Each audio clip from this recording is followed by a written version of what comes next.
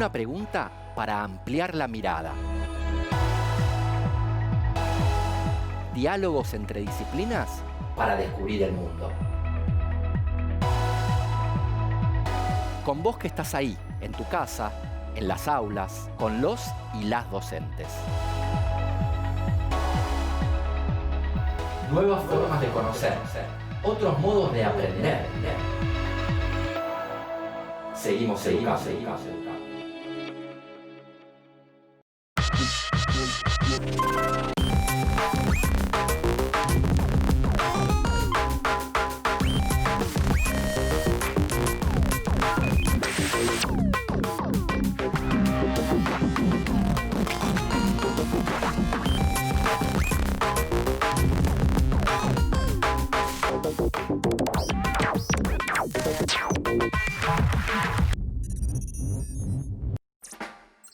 Hola, soy Andrés Riesnik y hoy junto a Carla, profesora de Historia, y junto a Lucas, profesor de Matemática, nos preguntamos: ¿qué ocultan los mensajes encriptados de las guerras mundiales?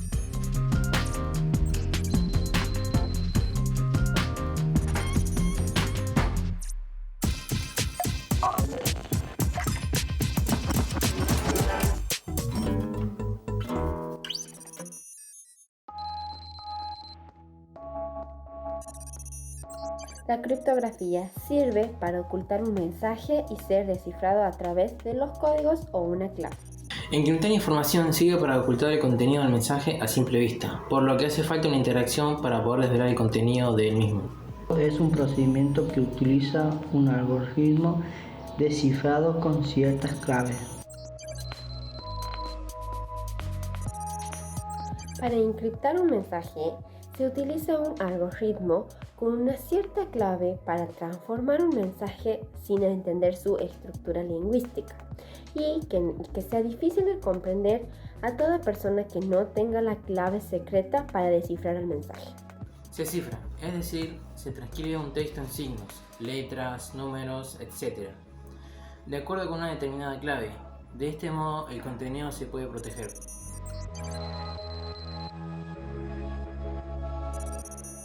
Dentro de una guerra sí puede surgir un cierto desarrollo tecnológico, como por ejemplo en la Segunda Guerra Mundial se desarrolló el Tiger primero en 1941 y el Tiger segundo, que ambos fueron un vehículo de combate.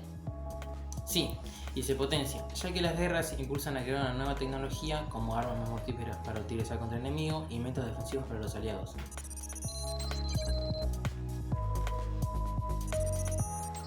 La Segunda Guerra Mundial fue un conflicto militar global que se desarrolló entre 1939 y 1945. En esta guerra se vieron afectadas la mayor parte de las naciones del mundo, incluidas las grandes potencias.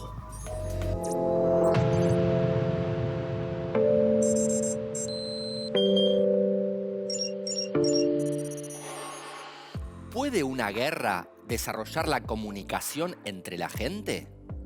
¿No suena contradictorio? Ante cada conflicto importante en el mundo se dice: estamos al borde de una tercera guerra mundial. Pero, ¿qué sabemos de las dos anteriores? ¿Existe una sola explicación para un hecho histórico tan determinante como la Segunda Guerra Mundial? Son muchas las causas. La Segunda Guerra Mundial es uno de los hechos más significativos y complejos del siglo XX. Y esa complejidad la hace muy interesante y también contradictoria. Guerra y adelantos tecnológicos. Historia. Y matemática, Juntas. pero no revueltas. ¿O sí? Hoy vivimos una época revolucionaria en cuestión de información, por la manera en que viajan los datos, la forma de comunicarnos, la velocidad a la que corren las noticias. ¿Y si yo te digo que esta revolución tiene un origen en la Segunda Guerra Mundial? Que Internet, las redes, las señales enviadas a distancia con mensajes encriptados ya cumplieron 80 años? Nah. Sí. Pensemos lo que significa una guerra. Ya es algo muy complejo. Ahora asumemos que esa guerra es mundial.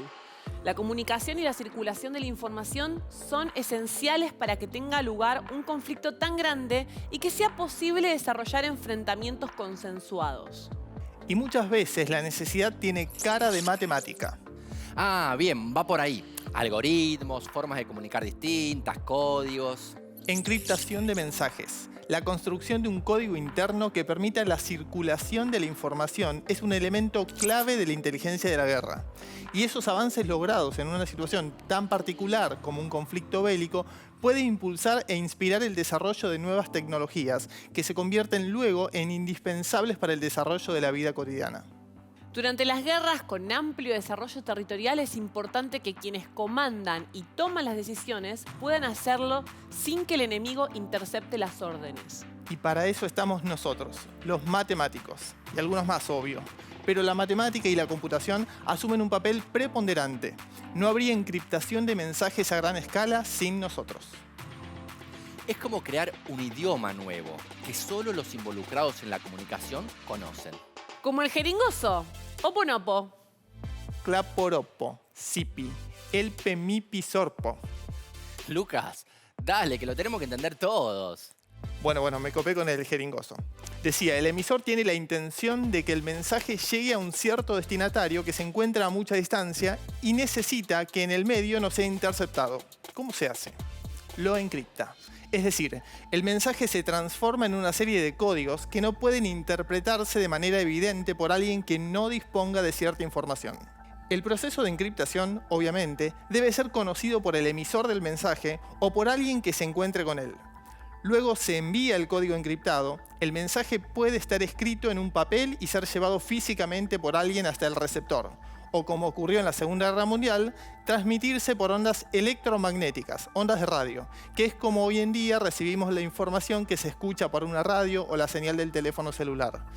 El que recibe ese mensaje tiene que desencriptarlo, es decir, transformar esos símbolos que así como están no tienen sentido. La desencriptación sería algo así como el camino inverso de la encriptación. Claro. Y esos procedimientos suelen involucrar conceptos matemáticos de diferente complejidad. Como el de Julio César, quizá el primer sistema de mensajes encriptados de la historia.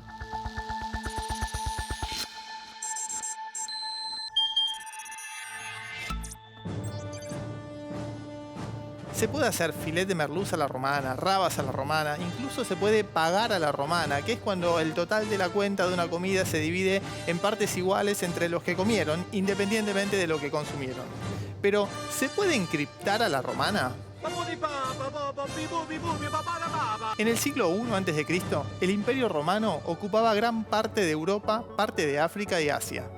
Esto, que parece un objetivo del TEG, era el Imperio Romano. Y Julio César, como emperador, necesitó enviar mensajes a lo largo de ese territorio enorme sin que alguien que no fuera el destinatario pudiera interpretarlo. Para eso, fue diseñado uno de los primeros sistemas de encriptación de mensajes que hoy conocemos, y que en honor al emperador romano fue bautizado como cifrado César, como la ensalada. Esto, que parece un portero eléctrico de un edificio, es la base del cifrado César. El cifrado César consiste en asignar un número a cada letra del abecedario. La A es 1, la B es 2, la C es 3, y así hasta la última letra, Z, que es el 26. Una vez que determinamos un número para cada letra, se elige un número entre el 1 y el 25, que va a funcionar como una contraseña de la codificación. Supongamos que elegimos el 4. Entonces, reformulamos la asignación anterior sumando a cada número el 4. Si hubiéramos elegido el 7, sumaríamos 7 a cada número y con 21 lo mismo. Pero seguimos con el 4 de nuestro primer ejemplo. Si un número al que le sumamos el 4 supera el 26, entonces a ese número le restamos 26. Entonces, los números de esta segunda tabla se obtienen de la siguiente manera. En 5A, el 5 se obtiene de hacer la cuenta 1 más 4. En 6B, el 6 se obtiene de hacer 2 más 4.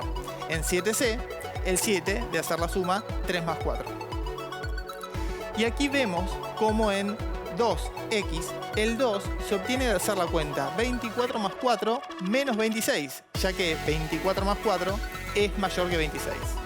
Lo mismo pasa con 3Y. Y en el que el 3 se obtiene con la cuenta 25 más 4 menos 26. Y con 4Z que es 26 más 4 menos 26. Una vez que tenemos estas codificaciones de los símbolos que usamos como letras, podemos hacer un intercambio.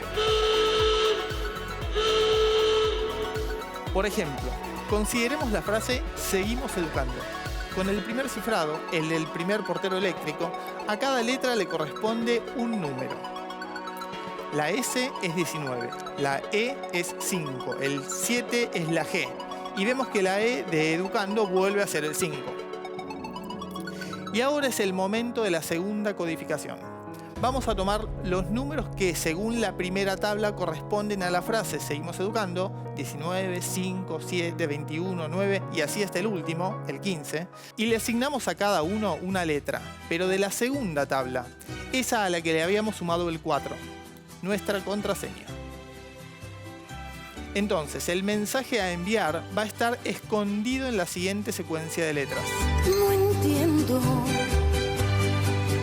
Lo que en principio es un mensaje que no tiene sentido, al menos no en castellano, que es el lenguaje en el que nos intentamos comunicar. Imaginemos la situación completa. Julio César quiere enviar el mensaje "seguimos educando", que dicho sea de paso, es un gran programa, a un gobernador de una región lejana de la ciudad de Roma, que es en donde reside Julio César. ¿Qué hace? Lo encripta con el cifrado César, lo que seguro le daría mucho orgullo, y obtiene estos símbolos: O, A, C, Q, E, I, K, O, A, Z, Q, Y, W, J, Z, K. Se lo da un mensajero que parte de raudo rumbo al destino, cual delivery de pizzas, pero a caballo, sin riesgo de que lo intercepten y sepan qué es lo que quiso decir Julio César. Una vez que llega, el gobernador desencripta el mensaje y creemos que sin darle propina al mensajero, le agradece. Ahora pensemos, ¿qué información necesita el gobernador para poder decodificar el mensaje? La respuesta es simple: la técnica de desencriptación y el número 4. Ese número 4, que recordemos, podría haber sido 2, 3 o 15 o cualquiera hasta el 25, es el que decodifica todo el resultado. Es el equivalente a la contraseña que nos piden los sistemas actuales que necesitan verificar nuestra identidad. El código que permite acceder a la información. Es decir, que en el proceso de desencriptación se conjugan 3 informaciones: el código a descifrar, el procedimiento y un código especial, la contraseña. Los procesos de codificación se han complejizado muchísimo y hoy no podríamos tener una contraseña que sea un solo número, 1, 3, 9 o 18. En el caso del César, si alguien conociera el procedimiento pero no el código, podría simplemente probar con números del 1 al 25 y listo. No parece una tarea tan difícil. ¿Y le fue bien con el cifrado a César? Parece que sí, Andrés. Con Julio César el Imperio Romano se extendió por primera vez hacia las inexploradas Britania y Germania, lo que hoy serían Gran Bretaña y Alemania, además de todos los territorios alrededor del Mediterráneo, tanto en Europa como en Asia y en África. Pero en la actualidad, con ese sistema de cifrado no le iría tan bien. Hoy, por ejemplo, para acceder a una cuenta de correo electrónico, se nos exige una clave que tenga al menos 8 caracteres. El nombre de mi primera mascota, mi escuela primaria, el club de fútbol del que soy hincha, lo clásico. Seguro. Mejor dicho, inseguro, porque esas lógicas son relativamente sencillas de adivinar. Pero hay más combinaciones posibles cuando te piden una clave de 8 letras. ¿Sabes cuántas? Supongo que muchas, no tengo el número, pero intuyo que la matemática me lo puede dar. Si no, no me lo preguntarías. Elemental, mi querido Riesnik. Mirá, si tenemos que completar 8 espacios de la clave y para cada uno de esos 8 espacios tenemos 26 posibilidades, la cantidad de claves posibles será de 26 por 26 por 26 por 26 por 26 por 26 por 26 por 26. O sea, 26 a la octava, lo que da como resultado 208.827.064.576 posibilidades. La cosa se complicó un poco más respecto de la codificación que usaba el César. Y si encima incluimos a los números como posibles caracteres, además de las letras, del 0 al 9, en este caso, habrá ya no 26, sino 36 posibles caracteres. Es decir, que una contraseña de 8 caracteres con letras y números se elegiría de entre 36 a la octava posibilidades. Ese número es tan grande que lo vamos a escribir como una potencia. 2,8211099907 por 10 elevado a la 12. Si querés leerlo, bueno, allá vamos. Pero es más de 2.800.000 millones de posibilidades. Elegir entre más de 2,8 billones de posibilidades. Y yo que no me decido entre 2 pantalones. Y todavía no incluimos la variante mayúsculas. 2A, una mayúscula y una minúscula. 2B, 2C. No, Lucas, no me sumes ese estrés. Yo todavía no me decidí entre los 2 pantalones. Ponete el chupín que te queda bien. Yo sigo. Ya no hay 36 posibilidades de contraseña, sino 62. 26 letras minúsculas, 26 mayúsculas y los 10 números. Imaginamos que esto es un número grande, ¿no? Muy mucho, diría un amigo cordobés. 64 a la octava es aproximadamente 2,814749767 por 10 a la 14. Este número es mayor a 280 billones de posibilidades. Estos números hacen quedar chicos a otros que nos parecían grandes. Pensar que solo hay aproximadamente 7.000 millones de personas en todo el mundo. Y todo esto asumiendo que nuestra contraseña tendrá 8 caracteres. Ni te digo que hagamos la cuenta en el caso en que tenga más. No me digas. ¿Estás seguro que me queda mejor el chupín? Tranquilo, Andrés, siempre hay una manera de encontrar una solución. Por más encriptado que esté el mensaje chupín o un vaquero gastado, Alan Turing te puede ayudar. ¿Es un diseñador de modas? No, un matemático. Un matemático que hizo historia, Andrés. Para muchos, el padre de la computación y la informática moderna. Encontró la manera de desencriptar los mensajes de los nazis en la Segunda Guerra Mundial.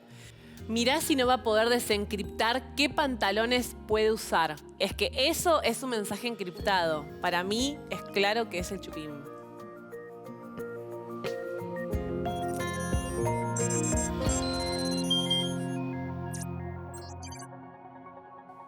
En la Segunda Guerra Mundial, Alemania, comandada por el nazismo, utilizó un sistema de encriptación de mensajes sumamente complejo para la época. Consistía en muchas máquinas similares a una máquina de escribir, a las cuales se les podía asignar un código a modo de contraseña.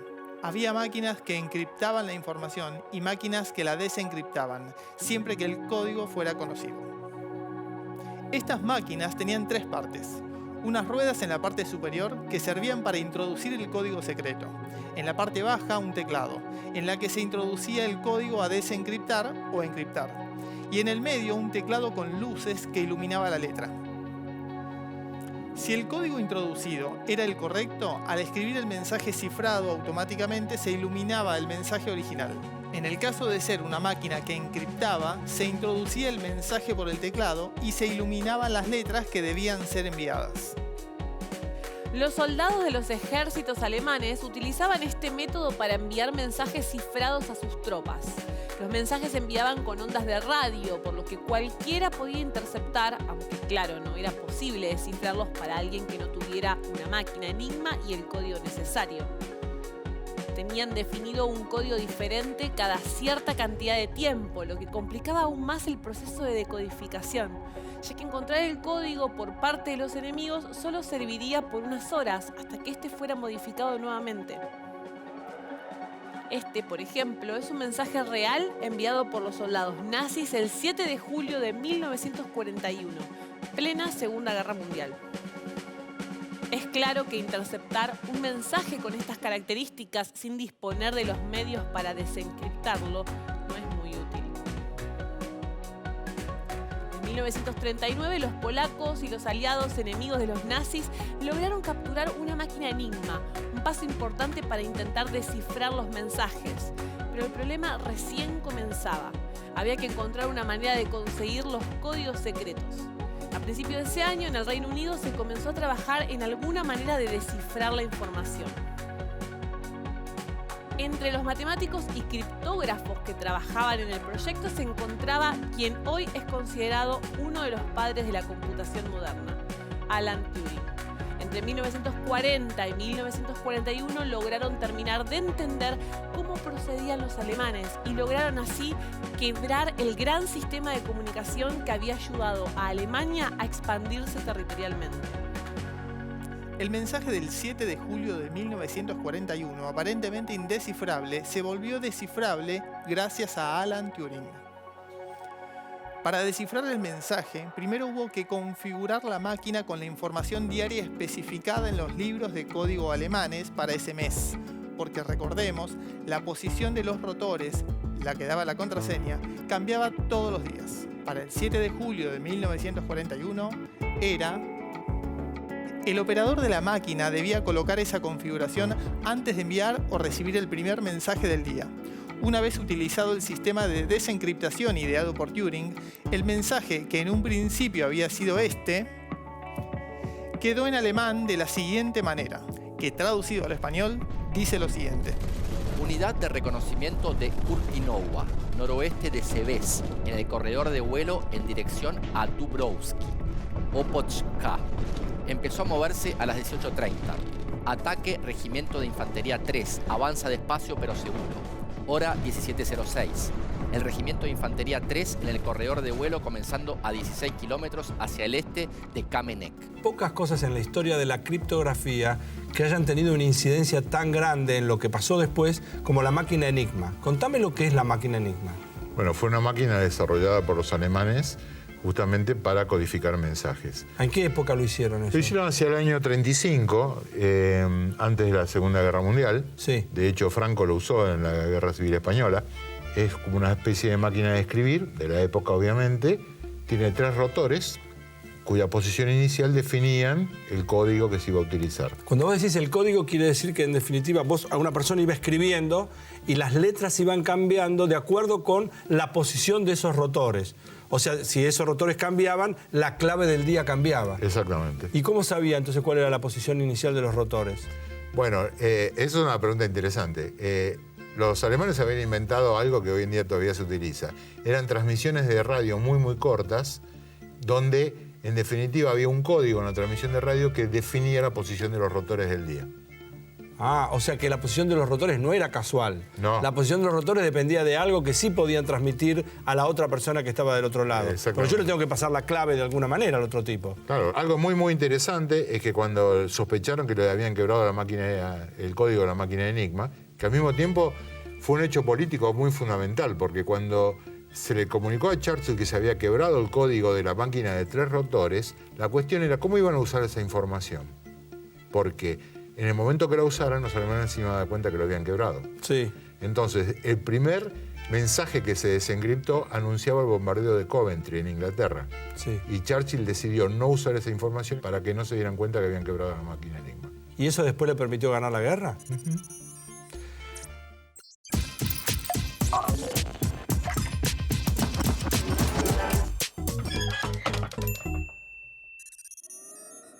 Bienvenidas y bienvenidos a un nuevo y maravilloso tutorial. Hoy vamos a ver cómo fabricar una máquina encriptadora y desencriptadora en 6 simples pasos y con los elementos que tenemos a mano. Vas a poder mandar mensajes cifrados sin necesidad de WhatsApp o un matemático que te dé una mano. Presta atención y toma nota. Este sistema de encriptado se llama cifrado por transposición, pero podés decirle el código del palo. 1. Busca un palo de base cuadrada de unos 30 o 40 centímetros, como este. Si no tenés, en una maderera te lo hacen en un ratito. 2. Construí una cinta de papel con recortes de una hoja blanca pegadas por las puntas para poder enroscarla en el palo de manera que al menos le dé 5 vueltas. De 1 metro de largo va a andar bien.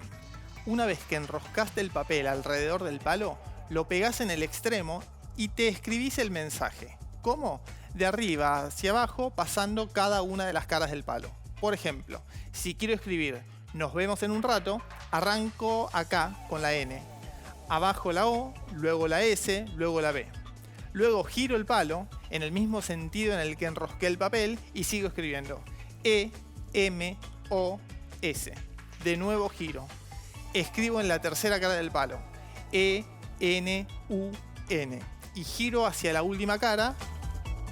R, A, T, O. 4. Luego desenrolla la cinta. Te va a quedar así.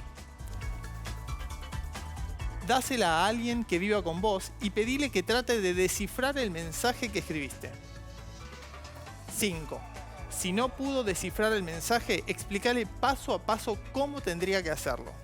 Dale el palo o le contás que la frase se arma con la letra inicial del palo, salteando 3 y marcando la cuarta y repitiendo el sistema desde la segunda letra y así las veces que sea necesario. N, O, S, B. Las primeras 4 letras de nuestra frase. La N, saltamos 4 lugares, aparece la O. Saltamos 4 lugares, aparece la S. Saltamos 4 lugares, aparece la B. Eso es porque el palo tiene 4 lados. 6. Envía a las redes de Seguimos Educando una foto de la persona a la que le diste el mensaje tratando de descifrarlo. Que en la foto se vea el mensaje encriptado e indica cuál es el mensaje desencriptado. Espero que les sirva y si les gustó el video, suscríbanse al canal.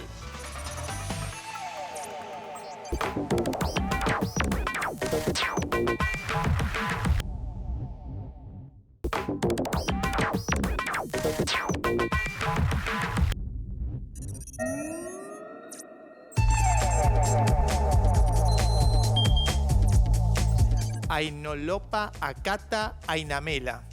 ¿Qué te pasa, Lucas? ¿Estás bien? Ainolopa Acata Ainamela. ¿Te podemos ayudar? Estoy tratando de hacer mi aporte a la historia de la Segunda Guerra Mundial. No lo estarías logrando, Lucas. Es que la hice a mi manera, encriptado. Hay que decodificarlo. Bueno, danos la clave para decodificar porque se nos acaba el programa. ¿No lo sacaron todavía? Es simple, hay que pasar el mensaje al revés. ¿Pero no van a aparecer mensajes satánicos como decían que pasaba con las canciones de Yuya? Algo así, pero sin la parte satánica. Mirá, señor director, por favor, desencripte esto. Ainolopa Acata Ainamela. Alemania ataca a Polonia. Alemania ataca a Polonia, como en el TEG. Así empezó la Segunda Guerra, ¿no?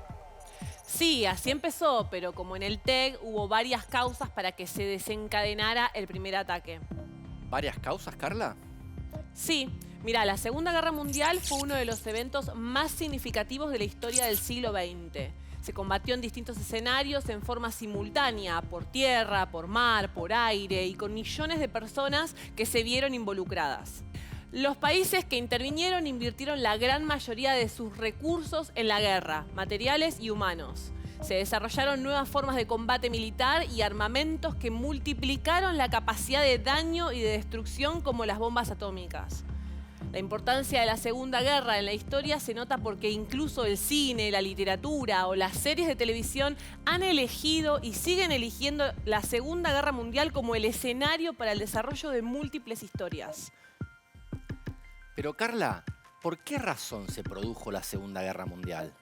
No podemos hablar de un solo motivo, Andrés. No podemos decir comenzó la guerra porque Alemania invadió Polonia.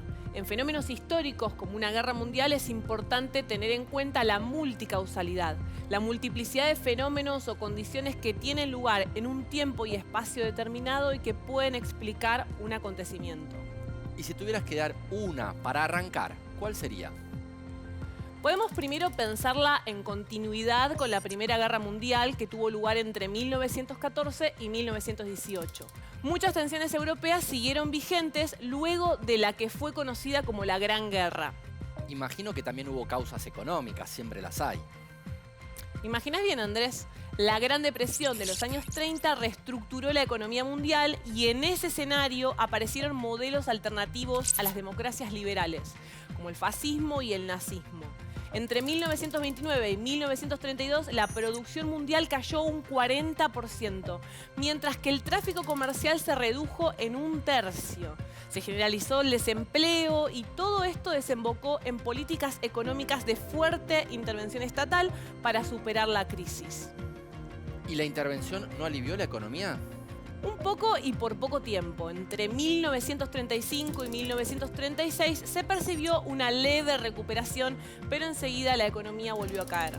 Esta gran depresión fue una de las causas más importantes de la guerra, ya que muchas economías, como las de Alemania, Gran Bretaña, Francia e Italia, comenzaron a desarrollar una inmensa industria bélica, promovida por los gobiernos que veían un conflicto militar inminente.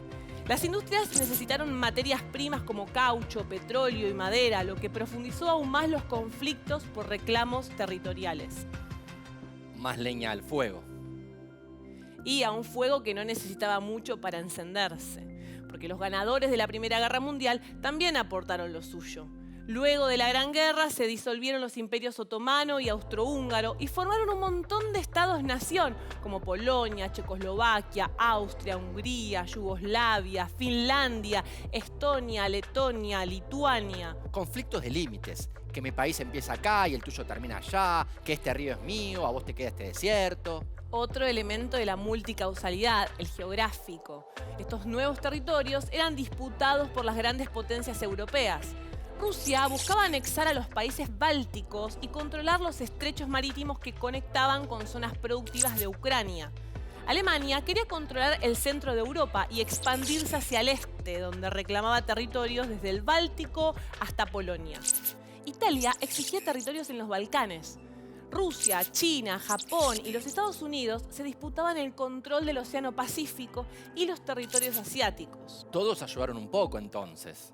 Un poco no, bastante, y una de las grandes causas de la Segunda Guerra Mundial fue la fuerte disputa entre fascismo y comunismo. Alemania e Italia se posicionaron como las defensoras del capitalismo occidental frente al triunfo de la revolución comunista en Rusia. Las prioridades de Adolf Hitler eran el combate y el exterminio de los comunistas, tanto dentro como fuera de Alemania. Y la verdad es que las democracias liberales occidentales no pudieron sostener una actitud firme contra la agresividad del gobierno nazi ni del fascista italiano. La pasividad de Gran Bretaña y Francia y el abstencionismo de Estados Unidos ante el expansionismo alemán fueron otra de las causas de la guerra. Multicausalidad. No hay un solo porqué en la explicación de los acontecimientos históricos. La Segunda Guerra Mundial enfrentó a dos grandes alianzas. Por un lado, el eje, conformado por Alemania, Italia, Japón y algunas potencias militares menores como Hungría y Rumania. Por otro lado, los aliados, integrados inicialmente por Gran Bretaña y Francia, a los que a partir de 1941 se integraron Estados Unidos y la Unión Soviética. Aunque el conflicto alcanzó escala planetaria, se pueden establecer tres escenarios principales y uno secundario. Las principales áreas de guerra fueron el frente occidental, Gran Bretaña, Noruega, Holanda, Bélgica, Francia e Italia. Y el frente oriental, Polonia, Finlandia, los países bálticos, los Balcanes y principalmente Rusia. Otro gran escenario fueron los frentes marítimos e insulares del Pacífico, desde Japón hasta Australia y desde China a India hasta Hawái. Por su parte, un frente de guerra menor fue el norte de África, desde Túnez hasta Egipto y desde el mar Mediterráneo hasta el desierto de Sahara. También se libraron batallas en otros lugares del planeta, como en el Ártico, el Océano Índico, el centro de África e incluso por acá, por el Río de la Plata. Verdadero. Falso. Verdadero. Falso.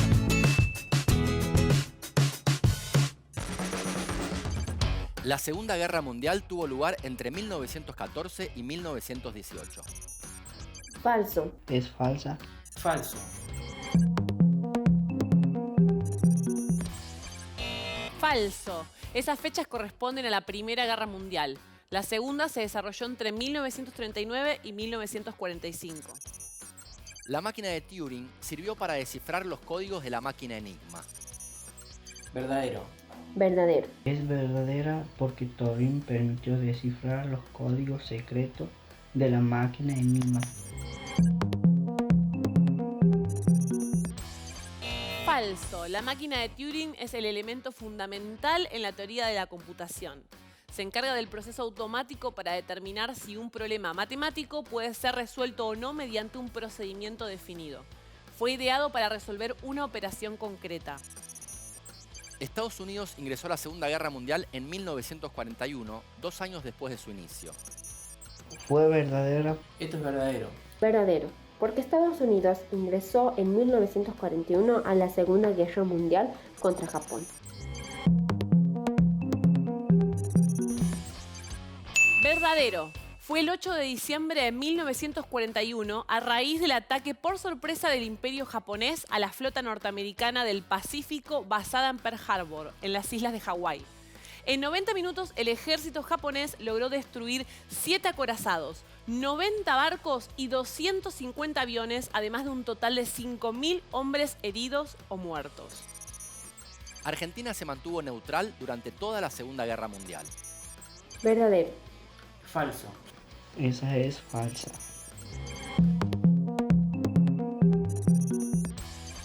Falso. El gobierno de facto del general Edelmiro Farrell le declaró la guerra a Alemania y a Japón, pero recién el 27 de marzo de 1945, solo 2 meses antes del final del conflicto. El caucho sintético se desarrolló durante la Segunda Guerra Mundial. Verdadero.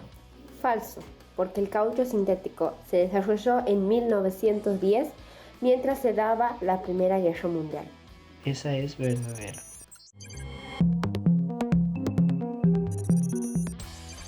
Verdadero. Los aliados tenían problemas para conseguir caucho, ya que los países del eje controlaban la mayor cantidad del material. Ante este panorama tuvieron que conseguir una solución rápida, ya que el caucho era vital para el transporte de soldados y equipo. En 1940, el inventor Waldo Semon desarrolló el Ameripol, un nuevo tipo de caucho sintético que era más barato y más sencillo de elaborar. Alan Turing, además de matemático y criptógrafo, era maratonista. Es falsa. Verdadero. Verdadero.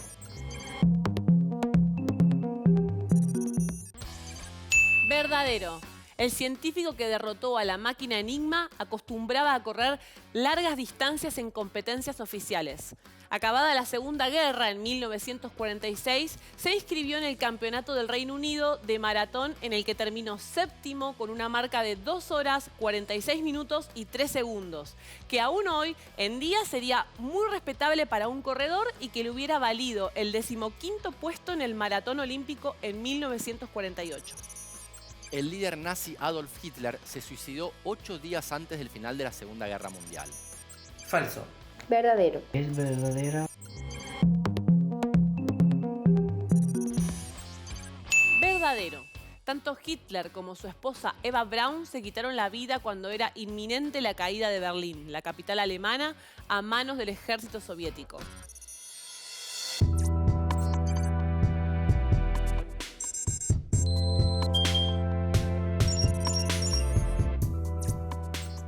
¿Se puede hacer ciencia en la guerra? Es interesante este tema, Andrés, porque aunque suene contradictorio, un hecho que implica la destrucción, ataques, pérdidas, también trae aparejada tecnología. La inteligencia de la guerra hizo avanzar muchos aspectos que después se pusieron al servicio de la humanidad en tiempos de paz.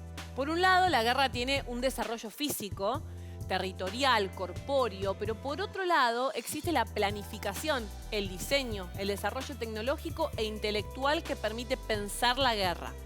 Hay una parte de la tecnología militar o tecnología armamentista que es claramente de naturaleza militar y que por lo general no tiene aplicaciones civiles útiles o legales, o son peligrosas de usar sin entrenamiento militar apropiado.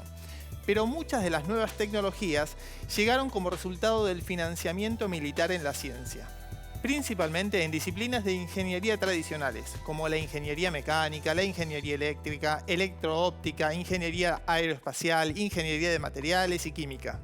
Uno de los aspectos que distingue a la guerra moderna es su planificación y sistematización, además de ser, como se observó en las causas económicas, un motor de expansión capitalista. Fue en la Primera Guerra Mundial y principios de la Segunda Guerra Mundial en donde se empleó alta tecnología.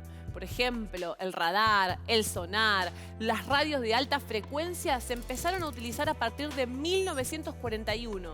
Esto hizo que esta guerra se recordara por su aumento en el poder de su armamento y tecnología. pero también por la utilidad que se les dio a esos avances tecnológicos una vez finalizado el conflicto. El hecho de que la guerra haya tenido tantos escenarios diversos y distantes estuvo vinculado con el desarrollo de las comunicaciones. En este sentido, la aplicación masiva de radiotransmisores cada vez más potentes fue una de las claves del despliegue fenomenal de la guerra, ya que la información es un factor clave.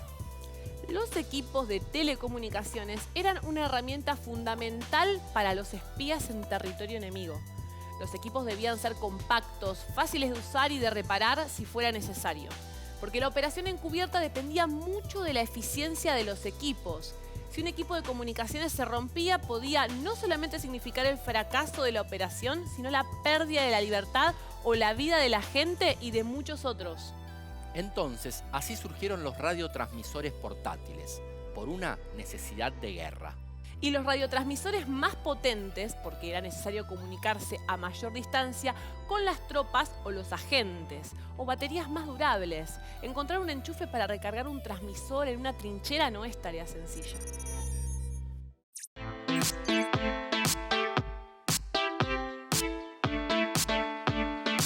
En 1945, al finalizar la Segunda Guerra Mundial, Alan Turing recibió la Orden del Imperio Británico. Había liderado con éxito una misión para descifrar mensajes nazis codificados. Ya desde chico, Turing dio muestras de genialidad con los números y al finalizar la escuela fue admitido como estudiante de matemáticas en el King's College de la Universidad de Cambridge, una de las instituciones científicas más prestigiosas del mundo. Cómodo en el ambiente universitario y haciendo lo que le apasionaba, Turing se sintió habilitado para hablar de su condición homosexual ante unos pocos, siempre con la cautela que exigía su ilegalidad en Gran Bretaña. En 1936 publicó el artículo sobre números computables, con una aplicación del problema de decisión que resultó ser el origen de la informática teórica. En él definía que lo computable era todo aquello que podía resolverse con un algoritmo, un conjunto de instrucciones que mediante pasos sucesivos lleva a la solución de un problema. También demostró que había problemas irresolubles, es decir, sin solución algorítmica. Para dar forma al concepto, ideó la famosa máquina que lleva su nombre, la máquina de Turing. Un dispositivo imaginario que, una vez construido, podría ejecutar cualquier operación matemática resoluble por medio de un algoritmo y que, en el caso de programarse, se transformaría en un ordenador. Antes de la existencia de las computadoras, Turing no solo teorizó sobre la base de su funcionamiento, sino que incluso predijo sus futuros fallos. Decía que no existe ningún algoritmo general que pueda averiguar si una operación iniciada será finita o no. Turing vaticinó de este modo que las computadoras se colgarían. En septiembre de 1938, el gobierno británico lo llamó para dirigir un equipo en Bletchley Park, el centro de criptografía del país. Su sección responsable del criptoanálisis naval alemán tenía como principal misión descifrar los mensajes de las máquinas Enigma. Estas transmitían órdenes codificadas a los submarinos nazis que operaban en el Atlántico. La contribución del equipo que dirigió el matemático en Bletchley Park fue crucial para el desenlace de la guerra a favor de los aliados. Tras el conflicto, Turing se planteó el reto de construir una máquina que tuviera las mismas capacidades que el cerebro humano e intervino en el diseño de la ACE, un ordenador digital electrónico capaz de almacenar un programa en su memoria, algo revolucionario para la época. Un año más tarde, en Manchester, desarrolló una computadora con más capacidad que su antecesora. Turing estaba muy interesado en la inteligencia artificial. Su mejor contribución en este campo volvió a ser en el ámbito teórico, con el estudio sobre máquinas de computación e inteligencia de 1950. En 1952, tras un incidente con su amante, Arnold Murray, Alan Turing fue detenido por su homosexualidad y condenado, aunque el juez le concedió la libertad condicional a cambio de someterse a un tratamiento con hormonas para, entre comillas, curarse. Eso perjudicó gravemente su salud y se sumió en una depresión que le llevó supuestamente al suicidio. Aunque hay muchas sombras sobre su muerte, se cree que el 7 de junio de 1954 ingirió voluntariamente una manzana con cianuro. La importancia de su figura trasciende el debate popular de si es o no el autor de la primera computadora de la historia. Lo relevante es que, sin dudas, su imaginación científica resultó fundamental para asentar los cimientos de muchos de los dispositivos tecnológicos que hoy nos hacen la vida más sencilla. ¿Es segura la contraseña de tu correo electrónico, Lucas? Sí, creo. Al menos no me trajo problemas hasta ahora. ¿Cuántas dudas, Lucas? ¿Y la tuya, Carla? No te digo que es mi fecha de nacimiento, pero no sé si un estudiante de primer año de hacker no me la descubre. Hace falta más seguridad, más ciberseguridad. Mensajes encriptados, contraseñas piolas y números primos. Todo tiene que ver con todo. Y si no, que lo diga un experto en seguridad, que seguro tiene la clave.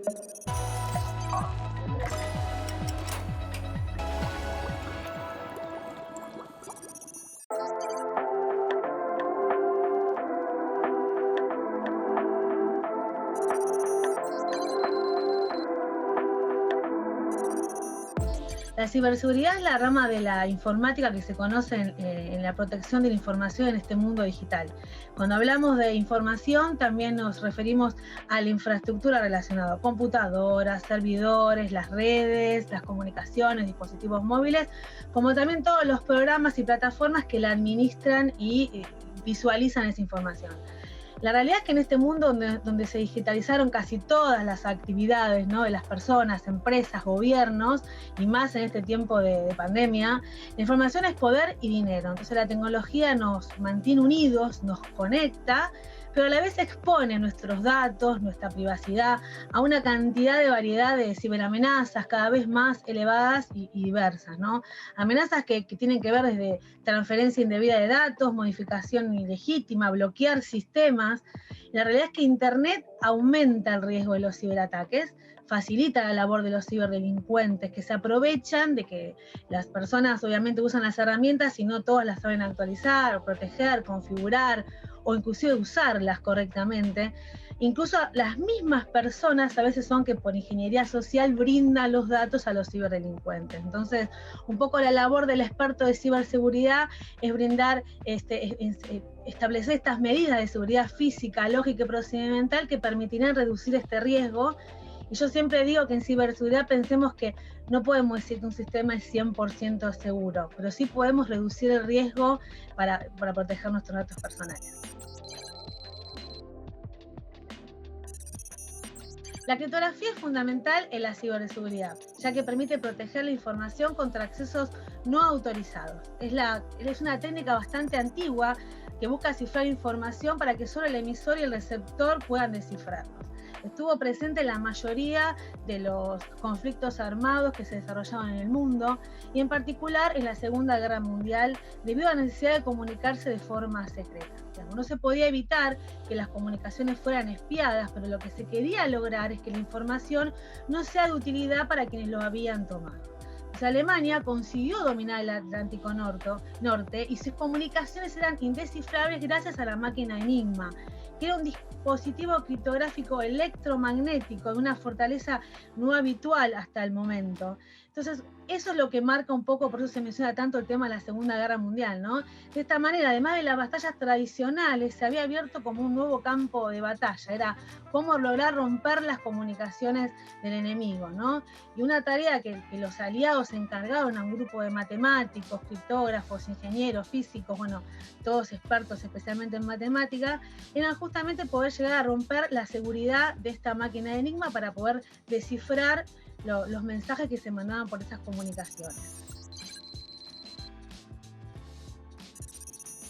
Las claves son las llaves que permiten cifrar y descifrar la información. Entonces es importante que sea una clave, además de su resguardo, que sea muy difícil de adivinar, ¿sí? Esto quiere decir que el abanico de claves posibles sea amplio, por eso es importante el tema de la longitud, porque cuando la clave es corta, se puede deducir mediante ataque por fuerza bruta, aplicando una serie de combinaciones hasta llegar a la misma. Si es numérica, mucho más, porque es fácil aplicar una combinación de números. El 80% de los ataques por piratas o hackers se han servido de contraseñas poco seguras o de robo de clave. Entonces, siempre es importante tener una clave segura que sea indescifrable. Es decir, creando combinación de letras, números, símbolos. Si son únicas, mejor. Es decir, no usar la misma clave para diferentes bancos o diferentes sistemas en los cuales se tenga que acceder, ¿no? Es muy habitual, se recomienda a veces también usar, por ejemplo, una frase, un nombre de una película, nada que de alguna forma esté referido a la persona, no usar el nombre de la mascota, de la madre, la dirección, no sé, la patente del auto, no. Sino usar algo que uno lo pueda recordar fácilmente, pero que no sea deducible fácilmente porque nos quiere robar la clave. Y bueno, lo importante creo que tengamos en cuenta esto, ¿no? No utilizar la misma clave para todo, no escribir en el papelito del monitor, no ponerla atrás del celular, cambiarlas cada cierto tiempo, ¿sí? Y en lo posible siempre habilitar la autenticación de 2 pasos mínimamente, donde se basa en esto de que, bueno, yo ingreso la clave, pero también me mando un mensaje al celular para que yo de alguna forma confirme que soy la que estoy realizando la acción. Es como algo que sé y algo que tengo. Creo que, y lo importante también es no decírselo a nadie, ¿no? Porque uno puede hacer la mejor clave, pero como siempre recalco, el humano, la misma persona es un eslabón importante en lo que es la ciberseguridad.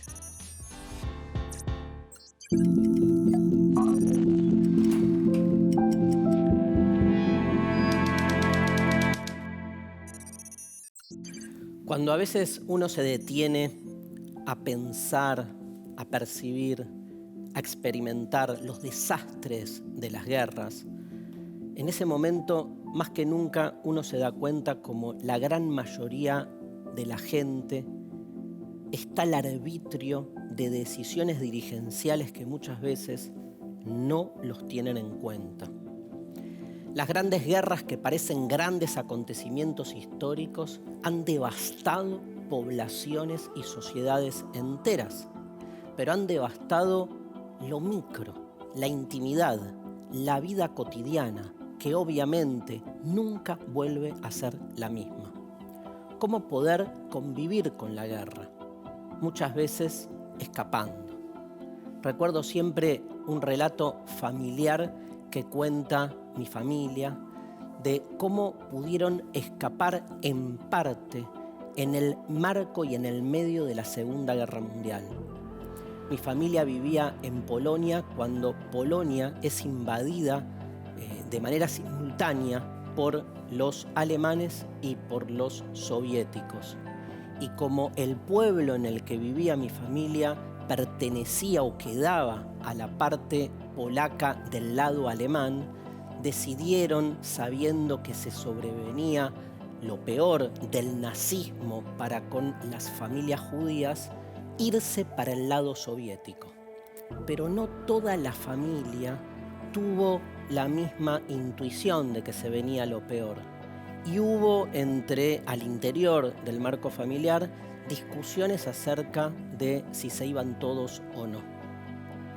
El tema es que gran parte de mi familia, entre ellas mis 2 abuelos y mis 3 tías, lograron finalmente irse para el lado soviético y decidieron volver al otro día a buscar al resto de la familia.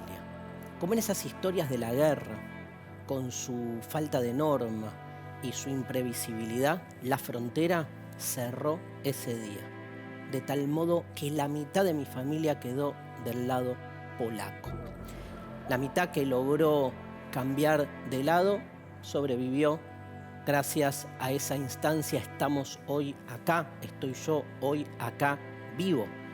Sobre todo porque la familia que quedó del otro lado terminó muerta en los campos de concentración. Eso es la guerra. Una decisión, una discusión, un día que define una frontera abierta o una frontera cerrada. De hecho, la parte que se había empezado a salvar en un acto de extrañamiento y en un acto también de amor por los suyos, decidió volver para la Polonia que quedó bajo el yugo alemán para juntarse con los propios. Pero ¿saben qué? Por suerte no pudieron hacerlo. ¿Y saben por qué no? Porque mi abuela se había dado cuenta que estaba embarazada. En mi familia se dice que mi papá, que fue el que de alguna manera estaba ahí a punto de gestarse, nos salvó a todos y nos dio la vida a todos. Historias de la guerra como estas se suceden todo el tiempo y son historias que nos demuestran cómo, digamos, la vida más íntima, la vida más inmediata termina colapsada por decisiones que nos exceden. La guerra terminó, mi familia volvió a lo que era su hogar original y se encontró con que en su casa ya habían otras personas que la habían ocupado. Porque no solo se trata de muerte, se trata también de la desposesión de lo que hace a la vida común de cada uno. Si hay un imperativo categórico que recordar siempre, es ese: nunca más a ninguna guerra.